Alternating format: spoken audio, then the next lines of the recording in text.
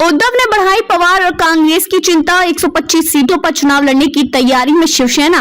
लोकसभा चुनाव में मिली जीत से गदगद उद्धव ठाकरे के नेतृत्व वाली शिवसेना विधानसभा चुनाव की तैयारी में जुट गई है। वे महाराष्ट्र की 288 में से 125 सीटों तक विधानसभा चुनाव लड़ने की तैयारी कर रही है। शिवसेना यूवीटी प्रमुख उद्धव ठाकरे ने मंगलवार को संजय राउत, अनिल देसाई, सुभाष देसाई, सुनील प्रभु और राजन विचारे सहित पार्टी के वरिष्ठ नेताओं के साथ एक महत्वपूर्ण बैठक की।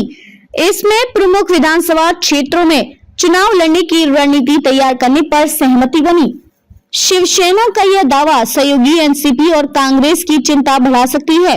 इंडिया टुडे ने सूत्रों के हवाले से कहा कि उद्धव ठाकरे ने बैठक के दौरान सभी 125 विधानसभा सीटों की समीक्षा की। उन्होंने कहा कि वे इन सीटों को टारगेट करने के लिए एक समर्पित थिंक टैंक के साथ एक वॉर रूम स्थापित करने की भी योजना बना रहे हैं। शिवसेना यूवीटी इन सीटों पर पिछले वोट मार्जिन के आधार पर दावा ठोकेगी। इसके अलावा पार्टी पिछले विधानसभा चुनावों में इन सीटों पर मिले वोटों के आधार पर इन निर्वाचन क्षेत्रों को ए, बी और सी कैटेगरी में विभाजित करेगी। 2019 की महाराष्ट्र विधानसभा चुनावों में अविभाजित शिवसेना ने एनडीए में रहते हुए 124 सीटों पर चुनाव लड़ा था। 163 सीटें भाजपा और अन्य सहयोगियों के लिए छोड़ी थी। 2024 के लोकसभा चुनावों में उद्धव ठाकरे ने 22 सीटों पर चुनाव लड़ने पर जोर दिया। 2019 के लोकसभा चुनाव में भी भाजपा के साथ रहते हुए इतनी ही सीटों पर चुनाव लड़ी थी। पार्टी लोकसभा वाला ही फॉर्मूला विधानसभा चुनाव में भी अपनाना चाहती है।